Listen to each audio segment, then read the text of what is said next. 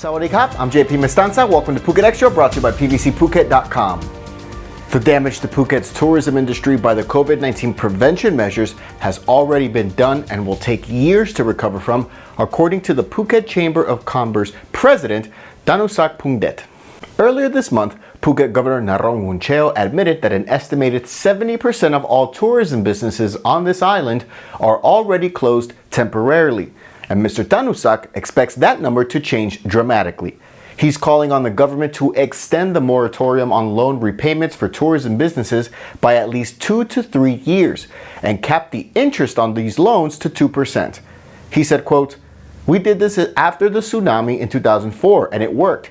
The tourism industry was able to recover within a few years and by last year was generating some 400 billion baht for the national economy." Meanwhile, Dr. Chayanon Pucharoen, Associate Dean for Research and Graduate Studies at the PSU Phuket Faculty of Hospitality and Tourism, on Monday, he told the Phuket News that Phuket was on track for his worst-case scenario of the COVID-19 crisis, costing Phuket more than 127 billion baht in lost revenues. Yesterday was day 6 of the Bangkok protests, with thousands turning out and then peacefully exiting their protest sites in northern Bangkok. And as authorities continue to do everything they can to stifle the demonstrations, protesters promised a big surprise today at 6, which was that there will be no protest today. Organizers of the protest late yesterday demanded that all of the protesters and their leaders who were arrested to be released by police and set a deadline of 6 p.m. today, or wait for a, quote, big surprise. Through social media, demonstrators were told by protest organizers to gather at about 5:50 p.m. this afternoon at BTS and MRT stations throughout Bangkok. At 6 p.m., Thai protesters lifted the three-finger salute and sung the national anthem that was written after the result that ended absolute monarchy, and this song has no reference to the Thai monarchy. The big surprise was announced, and it's that no protests will take place today. Still, large number of demonstrators are milling about in several areas around the city. 2 protest leaders, Penguin and Rung, were reported to have been released earlier today, but they were actually just taken to another police station to face charges related to another protest back in September.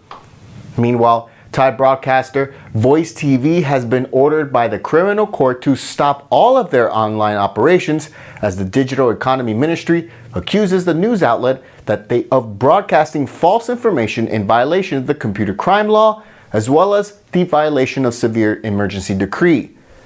VoiceTV broadcasts on social media, YouTube, and through their website and on satellite TV, but just as recent as this afternoon, the outlet was still broadcasting live on YouTube.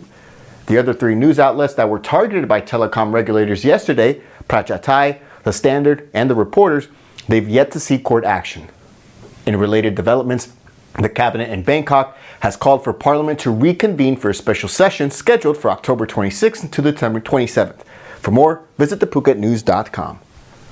If all goes well and the COVID-19 vaccine is approved for mass rollout, then the first batch of the vaccine could be available in Thailand by June of next year at the earliest. AstraZeneca, along with Oxford University, are jointly developing the vaccine, and they're said to be at the forefront of the race to a vaccine. Siam Bioscience Group of Thailand were selected as the regional partner to produce the vaccine for ASEAN. If all goes to schedule, the vaccine could be available in Thailand by June at the earliest, with Siam Bioscience Group also making vaccines for the Southeast Asia region as well. Meanwhile, the vaccine that is under development at Chulalongkorn University in Thailand, they said it's unlikely that human trials would be done in the country since there are a relatively low number of confirmed cases here. For more, visit thephuketnews.com. The Phuket Vegetarian Festival is rolling on with street processions still taking place. Tomorrow morning, street processions will begin at about 6:45 a.m. For the full schedule, visit thephuketnews.com. 9 new COVID-19 cases in Thailand today, all of them once again Thai nationals who returned from abroad, including Oman, the United Arab Emirates, and South Sudan, with the total number of cases for Thailand now at 3,700, with 95% of patients recovered and the death toll unchanged at 59. And that's it for us today at Phuket Extra, brought to you by PVCPhuket.com. For safe, secure, and soundproof windows, visit PVCPhuket.com. We'll be back tomorrow. Until then, stay classy, Phuket.